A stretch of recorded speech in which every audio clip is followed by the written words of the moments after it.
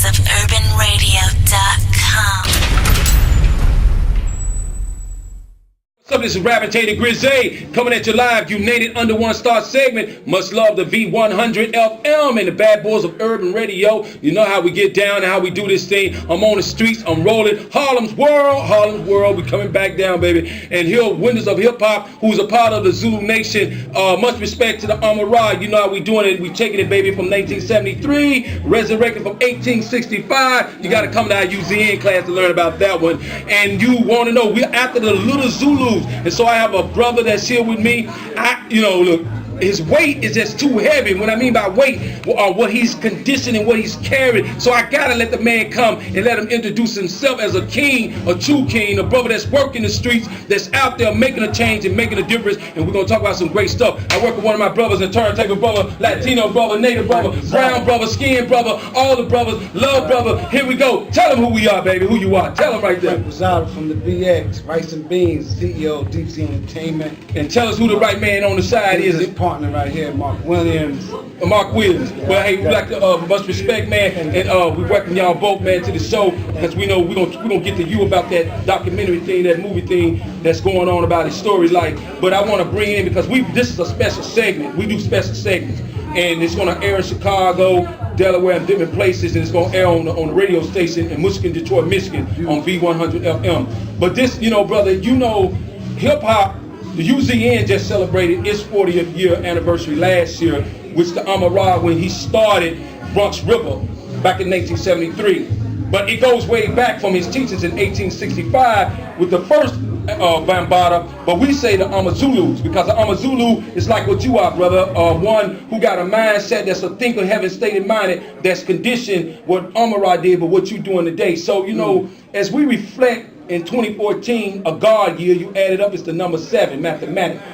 And as you look into the God year and you look into what happened in Bronx River, and the condition and what's going on, Chi-Town been represented, though I grew up in Brooklyn, so I took that Brooklyn move, switched it, switch beat, went to Chi-Town and represented, and now I'm the new appointed minister, spokesperson for the Zulu Nation. The title doesn't mean anything. It's the work like what brothers like you doing, who's coming from out of what you in, taking your flag, taking your star, your ammunition, like the Amara did when he was with the spade, and he took it, went and saw what Shaka Zulu did, brought it back here, and created this thing called the hip hop culture. So from that perspective, what is it, brother, that inspired you, and how did you come out of what you used to be in, and what set or community did you grow up in New York?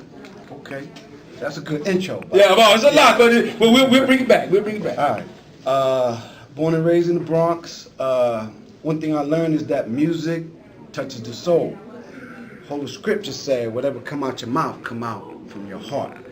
So when people were speaking through music, a lot of the messages, whether positive or negative, we have to define where it's coming from. So my father was a drug addict the first 20 years of my life. So he was so drunk, couldn't remember my name. Punched me in my face, told me I wasn't his son.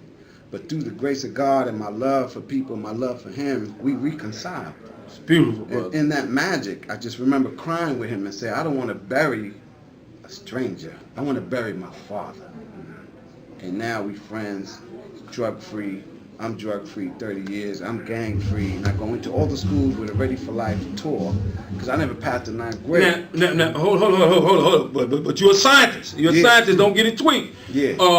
Because and this is not nothing no denomination or religion. Because I just want to love you back, brother. You know what I mean? Because you have to understand what culture is. You know what I mean? When you say you finished the 9th grade or the 3rd grade, well, there was scholars like Moses, biblically, that couldn't speak, but could interpret. But though Moses was a former Pharaoh, but he gave up his Pharaohism as a king to come down. Then I'm gonna go on a little bit over to Abraham's seed, which became in the city of Mecca, which came out of the city of Medina, which was Bilal. So here's what happened to me. Not to cut no, go ahead. I got this. No. I got to take care of. Okay. It's what you see. So I got blessed with the sight of foresight. Okay. See, a lot of people got hindsight. When you make a mistake, you learn afterwards. But the wise eyes can see before.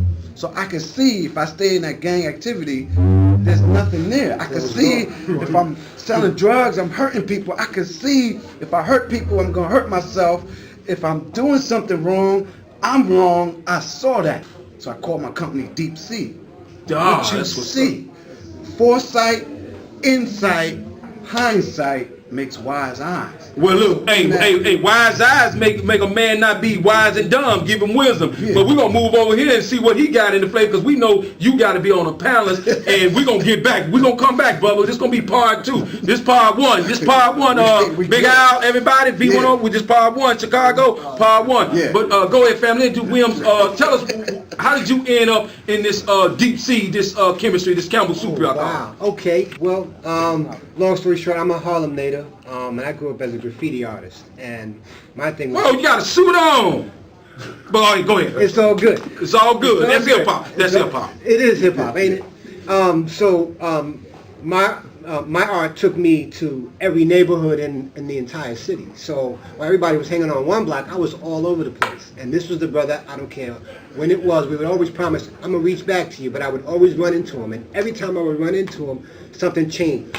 And that inspired me. I'm like, this cat, he's not running the circles I am, but every time I see him, something is different about what he's doing. So what inspired you to write the book? Because I know that I see the timekeeper telling me, big old fat clock, he keep hitting. Because it needs to be written. Every story needs to be told, and I think we'd like to be the voice of the voiceless, a choice for the choiceless, and we're trying to go moving forward. Okay, well look, the timekeeper that came, the clock went 12, the rooster went off, but tell them how can they get to you, and we gonna bring you back, man, on the next segment. DeepSeaOnline.com. Hey, we heard it right here. Zulu King.